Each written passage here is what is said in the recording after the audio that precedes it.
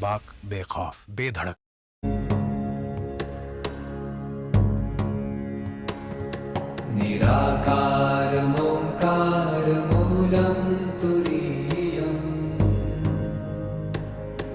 कावड़ यात्रा का जिक्र किसी पौराणिक ग्रंथ में सीधे तौर पर नहीं मिलता है। इसका भी स्पष्ट रूप से कोई उल्लेख नहीं है कि किसने पहली बार कावड़ यात्रा शुरू की थी। लेकिन लोक व्यवहार में महाबली रावण, महाविष्णु के छठे अवतार भगवान परशुराम, अगस्त्य ऋषि, महर्षि मार्कंडेय, महारथी कर्ण और 61 नैकर संतों में से एक संत कनप्पा जैसे कई नाम शामिल हैं, जिन्होंने महादेव को प्रसन्न किया था। पवित्र सावन का महीना जारी है। जलाशयों से शिवालयों तक दिखाई दे रहे हैं जत्थे ही जत्थे। आसमान जल से भरे बादलों से ढका हुआ है। धरती पर सावन की झड़ी लगी है। फिर भी महादेव शिव को मन बसाकर उनके अभिषेक के लिए कावड़ लेकर चले शिव भक्तों की भक्ति की था पाना बहुत कठिन है। वो चले जा रहे हैं बिना रुके, बिना थके, अपनी कावड़ को कंधों पर लटकाए अपने शिवालयों की ओर, जहां महादेव उनकी प्रतीक्षा में है। और सड़क के किनारे पर चल रहे इन श्रद्धालुओं के भक्त हृदय का भाव ऐसा है कि अपने शिव के ही समान वो भी नामधारी हो जाते हैं और भोले कहलाते हैं। शिव को समर्पित और कावड़ लेकर जल लेने जा रहे कावड़िया शिव स्वरूप हो जाते हैं। रावण संहिता में इस विषय में आया है कि जो भक्त शिव का अनवरत नाम जप करता है और उनका ही ध्यान करता रहता है, वो खुद भी शिव के समान हो जाता है। इसलिए शैव नागा साधुओं को ही आप देख ले तो वो अपने आप में शिव जी की ही छाया लगते हैं। कुछ अराजक घटनाओं को छोड़ दे तो महादेव के भक्त वाकई में भोले ही तो होते हैं। मन का विश्वास जब एक ऊंचाई पर पहुंच जाता है तो इसे सिर्फ भक्त और भगवान ही समझ सकते हैं। बीच की कड़ी की लोग इसे या तो नकार देते हैं या फिर लीला कहकर आनंद लेते हैं। कावड़ यात्रा शिव भक्तों की ओर से अपने शिव के लिए की जा रही एक लीला ही तो है, जहां कंधे पर आस्था के दंड में सिर्फ अभिषेक के लिए गंगा जल से भरे कलश नहीं बंधे हैं, बल्कि एक ओर बंधा है समर्पण और दूसरी ओर भक्ति। फिर क्या फर्क पड़ता है कि कावड़ यात्रा का जिक्र किसी पुराण में मिलता है या नहीं?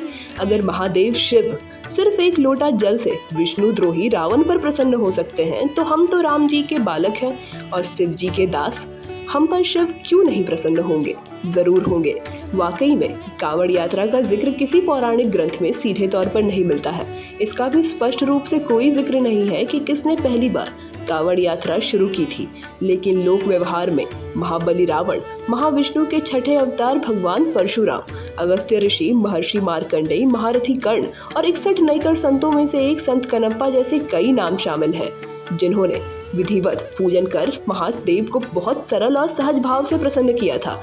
रावण और भगवान परशुराम द्वारा शिव जी के लिए कावड़ लाकर उनका जलाभिषेक करने का प्रसंग लोक कथाओं में भी मिलता है। बायोम है सिर्फ मेडिकल प्रिपरेशन का संस्थान। बायोम बना फिर से एक बार रांची से नीट यूजी में सर्वश्रेष्ठ एवं सर्वाधिक रिजल्ट देने वाला संस्थान। 10th और 12th पास्ड स्टूडेंट्स के लिए नीट की क्लास जल्दी ही शुरू होने जा रहे हैं। Digital classroom, high tech library, individual doubt solving, updated study material, comfortable hostel facility और ट्रांसपोर्ट फैसिलिटी के साथ नीट क्रैक करने का सपना होगा और भी आसान। कॉल 7360066185 और visit Biome, circular road and Hinoo, Ranchi. हालांकि पुराणों में हर जगह इनके द्वारा की गई विधिवत पूजन का वर्णन मिलता है, जिसमें पंचोपचार पूजन से लेकर षोडोपचार पूजन तक का जिक्र है। फिर भी कावड़ द्वारा जल लाकर शिव जी के अभिषेक करने का उल्लेख तो कहीं नहीं मिलता।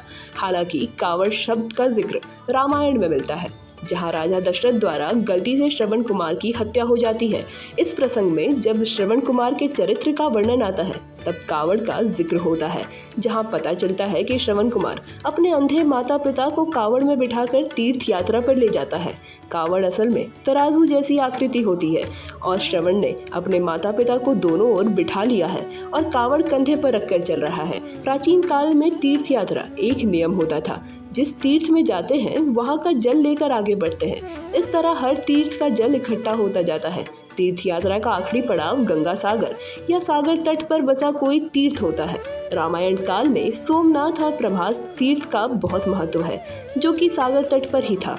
इस तरह गंगा सागर तीर्थ, जहाँ कपिल मुनि का आश्रम था, वहाँ भी अंतिम तीर्थ हुआ करता था। श्रद्धालु इन अंतिम तीर्थों पर पहुंचकर सभी तीर्थों का जल चढ़ाया करते थे। श्रवण कुमार के माता पिता के पास एक छोटे से कमंडल में सभी तीर्थों का जल था, लेकिन अयोध्या की बाहरी सीमा पर श्रवण कुमार की मृत्यु होने के बाद उन्होंने भी अपने प्राण त्याग दिए।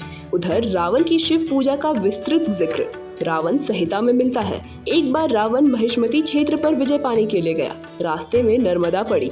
रावण ने सुंदर स्थल पर शिवलिंग स्थापित कर शिवजी की आराधना की ठानी और नर्मदा नदी से जल लाकर शिव अभिषेक कर रहा था। और इसी दौरान नर्मदा में सहस्त्रार्जुन अपनी पत्नियों के साथ जल क्रीड़ा कर रहा था। उसने अपने एक हाथ के बल से नर्मदा की धार को रोक दिया। रावण जिस स्थान से जल भर रहा था, अचानक वहां नदी का पानी वेग से बढ़ा और फिर वह स्थल जल विहीन हो गया। तब रावण पूजा बीच में छोड़कर इसकी वजह जानने पहुंचा और इस तरह उसका सहस्त्रार्जुन से युद्ध हुआ। खैर, रावण ने भी शिवजी को कलश में जल लाकर उनका अभिषेक किया था। इसलिए रावण की भी मान्यता कांवड़ यात्रा की किंवदंती के तौर पर सामने आती है।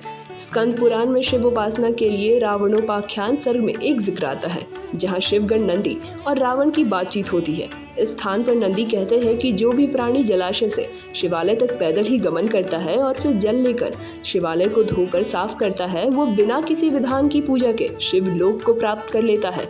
यहाँ ध्यान देने वाली बात यह है कि स्कंद पुराण में कांवड़ यात्रा का जिक्र नहीं है, लेकिन ये जरूर लिखा है कि जलाशय से जल लाकर शिवालय तक की यात्रा। संभवतः आगे चलकर यही व्याख्या कांवड़ यात्रा का संदर्भ में ली गई होगी। हालांकि कांवड़ यात्रा विशुद्ध ग्रामीण परंपरा है और इसकी शुरुआत आधुनिक काल में कभी हुई हो, इसकी अधिक संभावना है। इसके दो कारण हैं। पहला, कांवड़ यात्रा का समय सावन मास है, जो चौमासे यानी चतुर्मास के बीच में आता है। प्राचीन मान्यता और नियम ये रहा है कि चौमासे में यात्राएं स्थगित रहती है। इसका जिक्र रामायण में भी मिलता है। चौमासे के दौरान देवी सीता की खोज अभियान को रोक दिया गया था। ऐसे में किसी दूर दराज की यात्रा की परंपरा प्राचीन काल से ही हो, ये संभावना कम लगती है। दूसरी वजह यह है कि इस दौरान ग्रामीण किसान परिवार को खेतों की ओर से अधिक चिंता नहीं रहती। वर्षा काल होने के कारण खेत बंदी रहती है, पानी भी नहीं लाना पड़ता है। ऐसे में ये समस्या गांव में पूजा पाठ और मनौतियों का होता है। ये मनौती कुछ भी हो सकती है, संतान प्राप्ति, बेटी का विवाह, रोग नाश, संपत्ति या कोई भी कामना पूर्ति के लिए मानी जाने वाली सौगंध। अक्सर मनौतियाँ या तो देवी माता से जुड़ी होती है या महादेव शिव से। शिव जी से जुड़ी मनौतियाँ इस तरह की सरल होती हैं, जिसमें उनका अभिषेक गंगा जल से कराने की मनौती सबसे आम है। श्रद्धालु अपने श्रद्धा और सुविधा के अनुसार ये संख्या तय कर लेते हैं कि कितने कलश गंगा जल से वे शिव जी का जलाभिषेक करेंगे। फिलहाल बने रहिए न्यूज़ अलर्ट इंडिया के साथ।